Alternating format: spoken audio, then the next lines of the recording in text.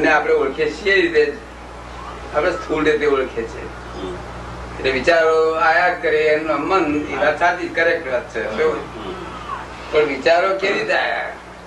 વિચાર નથી. ઉદ્ગલ નું પરમાણુ છે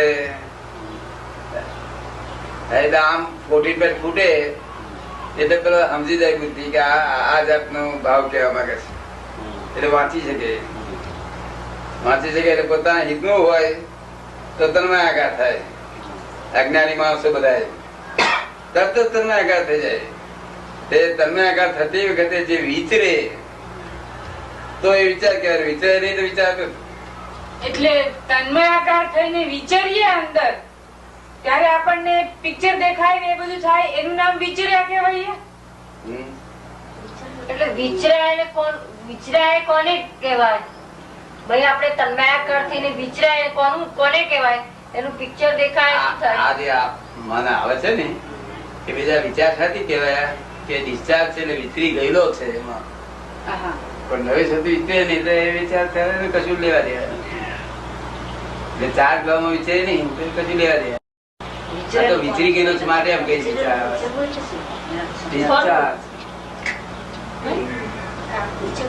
વિચારવું એટલે શું એમ પૂછે છે? વિચારવું એટલે શું? વિચારવું એટલે શું? જવું અંદર બેસવું? વિચરે એટલે પાંચ વિચરે છે એટલે એ બાજુ એનો હમો જાય ત્યારે વિચાર કહેવાય. વિચાર કહેવાય ને.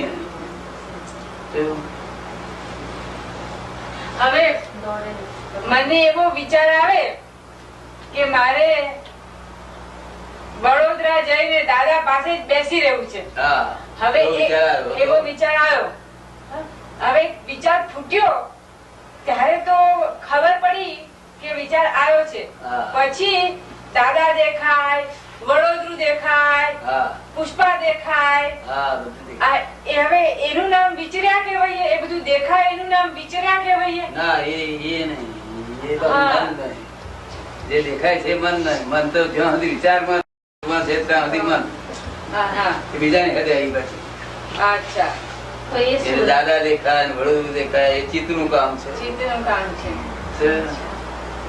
તો પછી વિચાર ને જોવો કેવી રીતે? વિચાર ને આપણે અંદર વાંચીએ. આપણે ગાડી જતી હોય તો આપણને વંચાય કે એક્સિડન્ટ થશે તો જોયું ત્યાંથી આવું કે ને તો આપણે જોઈએ ક્યારે કહેવાય એમાં આપણને અસર ના કરે નોટેડ કરીએ એટલે જોયું કહેવાય. તો અને અસર થઈ ગયો એટલે તન્માયાકાર થઈ ગયો. એટલે અંદર ત્યાં એકદમ ફૂટે એ વિચાર કેવાય. એમાં પછી એનો આગળ લાંબો વિચાર કરીએ તો એ ફૂટ્યો અને જતો રહ્યો એટલે જોયું કેવાય, નોટેડ કરીને.